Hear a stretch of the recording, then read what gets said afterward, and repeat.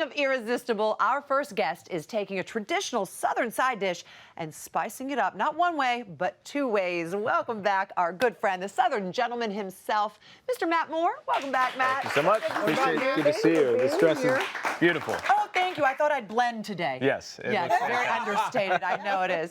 So joining Cam at the counter for these delicious deviled eggs are Shirley and Ken. You guys dig in. Okay. So this recipe, well, both these recipes, are from your cookbook, The South's Best Butts. Right, not a calendar. Not a calendar, but could be because all the recipes deserve to be cover girls. They are that good. So these deviled eggs are, they're not your classic deviled egg. They're a little different. A deviled egg is just a traditional Southern side dish or appetizer. It could be super simple. My wife and I entertain all the time in Nashville, Tennessee. Even on a Tuesday night, I feel compelled with my friends coming over to have an appetizer. And if you don't think it through, you always have eggs in the fridge. You can do it super quick and super simple. But we're going to spice it up. So we have an homage to Texas caviar, which is a black-eyed pea. And then for the tailgate, we're stepping it up with a little bit of fried pork skin for a pigskin deviled egg as well. Oh, that's perfect for Super Bowl, for any sort of anytime. sporting Could be great event. for breakfast, lunch, or dinner. You're absolutely right. But it starts with being able to boil the proper eggs, because there's a way to do it, and also there's a proper way to peel the egg, which I was not aware of. Oh, that's good. Well, I owe Mama for a lot of this, right? So in order to have a deviled egg, you got to have a hard-boiled egg, okay? And so I was taught that you always start by covering them with 1 inch of cold water, put it on the stovetop, bring it to a boil, and right when it reaches the boil, we're going to turn off the heat. We're going to cover it, let it sit for 10 minutes, okay? If you're going to make like a ramen egg, then you want to cut it off at 6 minutes, right? Then we shock it in an ice bath. All right. Okay? And then, ideally, what's going to happen is I like to put these right back into my pan. So this is his special way of peeling. Yeah, well. But this was your mom's special way of peeling. Yeah, I mean, life is short. You gotta do things quickly, right? So we're just going to put the lid right back on. All right, Matt, let's see if you can make Mom proud. And let the work do itself, right? And so we're just going to kind of shake these around. Oh, I see. Oh my God, it's working! Keep going! Getting a workout today here. Okay. Whoa! Ta-da! Look at that! Look at this. Oh, Are no way! serious? Wow! You guys might keep me around, right? That was good. And this was your mom's. Yeah, idea.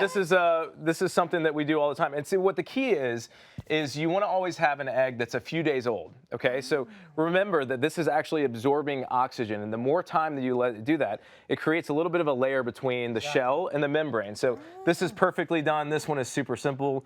We can just peel this, just nice and easy. And I always bring this up. One of my pet peeves is watching people peel these under cold running water. Like, we got to conserve water, you know? right. And so just do it right back in the same water. If this is too cold for you, just sub it out with some lukewarm water. So as well. if the peel does not come off completely when you do the sort of shake situation, We've already put done them back in the 90% water, of the work for just you. that's it. Right? Then it doesn't get caught underneath your fingernails. Yes. Oh, what a great idea, Matt. That's awesome. It's a good That's a good kitchen tip. hack there, right? So we have our boiled eggs over here that we've peeled and we've do. halved. And now for the filling, the delicious filling. Yes. What goes in So here? we've have these lengthwise. More of the modern approach is that they're doing it kind of vertically, but all of my dishes that my grandmother gave me are always lengthwise, so that's how I do it. Okay. So we Grandma add did it, that's in, the way you do we've it. got our yolk, so we've just put in here a little bit of love, traditional Duke's mayonnaise if you can find it, especially Right. for Southern cooking, right? It's that Southern love. So we've got Little bit of that, mayo. a little bit of sour cream. This adds just a little bit of tartness. cream. Some salt, of course. Now, dare I ask this because this is a Southern dish. Here we Is go. there a way to make it lighter? Yes, there There is, is, okay. indeed. And that's always a trick that I use. Greek yogurt is my best friend in the right, kitchen. okay. So when it calls for mayonnaise, now keep in mind, we just added sriracha, so some spice, Spicy. and spicy brown mustard. But remember, with the mayonnaise and the egg, this is a really rich bite, right? So it's a nice complement. The spice is not going to be too overwhelming. We've got some sweet pickle relish here as well, and some scallions for that nice flavor. And then I'm going to let you get in with this. Okay. Start mixing that up. Like that? And, yeah, And then just you're get going to in there. whisk at the same time? Yeah, I mean, this Ooh, is- look at this technique. We got to bring it together, right? This is pro. So you want to do this until it comes together, just until it's a smooth yummy. mixture, right? And so depending on what you have, I see a lot of folks, if they're wanting to look something a little bit more impressive, you might put it into like a piping bag. Oh, yeah. And pipe it in there, but Oh boy. we're just going casual, Right, exactly. So we're just going to use our spoon here, and I've Right. got our egg halves. So I just put these on. I'll give one for you, one for me. Thank you. And the idea is to just obviously fill it up. You don't want it to be too underwhelming, so the more the better. I like to overstuff the. And the cool thing is, since we're topping these, we get away with not having to make these look perfect, right? Because we're going to add some ingredients on top. Okay. So we've got our crispy pork skin here. You can find this sometimes sold as a chicharron.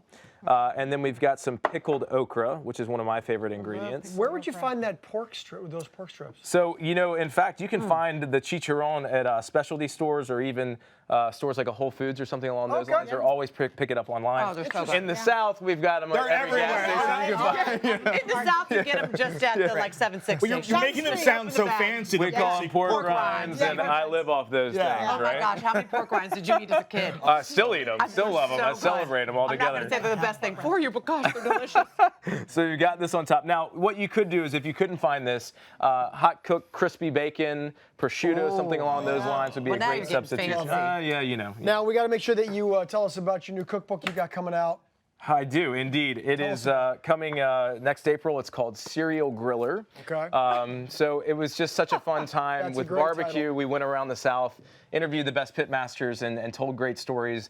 And everything in barbecue is low and slow, right? But with grilling, everything happens hot and fast. So we traveled all over the country, a ton of diversity. In fact, a few of my friends that were featured in the book, Michael Solomonoff, James Beard, Best Chef in America, just won Outstanding Restaurant at Zahab. He's in the book. Ashley Christensen from Pools Diner in Raleigh just won Outstanding Chef. So we've got some amazing chefs, and we've got some amazing backyard pros that have great stories to tell and great recipes as well. And you're a pilot, so you're doing the flying. You're like flying around to these grill masters all over the place, aren't you? We do. We like to time travel. Andrea Behrens was the photographer on the last two books. Are these your co-pilots here?